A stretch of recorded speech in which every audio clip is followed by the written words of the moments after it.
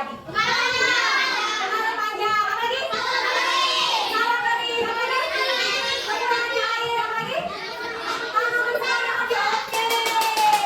Ingat ya, semua sudah mengetahui jika air tidak turun dalam waktu yang sangat panjang, dampaknya akan tidak baik. Tanaman semakin, kita sangat kesulitan ya beli baju, memasak, terus apa terjadi? Kering. Nah, anak-anak, jadi kita itu seharusnya banyak mengucap syukur kepada Allah Subhanahu wa Ta'ala karena berkat Beliau menciptakan proses alam yang terus berputar sehingga air kita tidak pernah habis. Itu dinamakan proses siklus air. Nah, mau belajar siklus air? Tujuan pembelajaran kita adalah yang pertama, anak-anak akan mengenal apa itu dan bagaimana proses siklus air.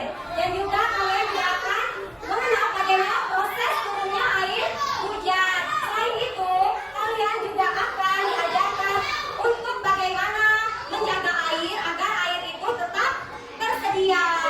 Nah, jadi kita hari ini anak bukan hanya belajar, tetapi kita juga akan belajar menerapkan. Kali ini kita akan bahas tentang sumber air. Berarti anak Seperti yang kita ketahui, dengan cara mematikan sumber air yang tidak digunakan, menghindari kebocoran air, dan selalu memantau penggunaan air.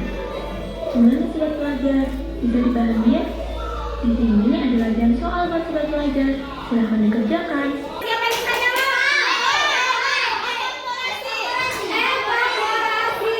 Luar biasa. Yo, di bumi itu akan tetap. Karena bagaimana sih cara anak-anak agar air itu tetap terjaga? Tidak buang sampah sembarangan. Kita lakukan proses percobaan sederhana. Nah, prosesnya yang pertama ada toples kaca.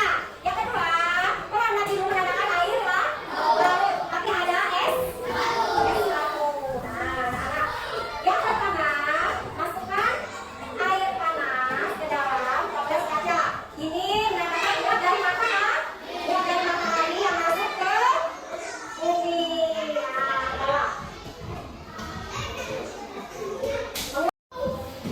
Nah, coba kalian lihat. Nah, dia sudah banyak keluarkan titik-titiknya. Nah, sudah ada yang turun juga ke bawah. Ini namanya proses presipitasi.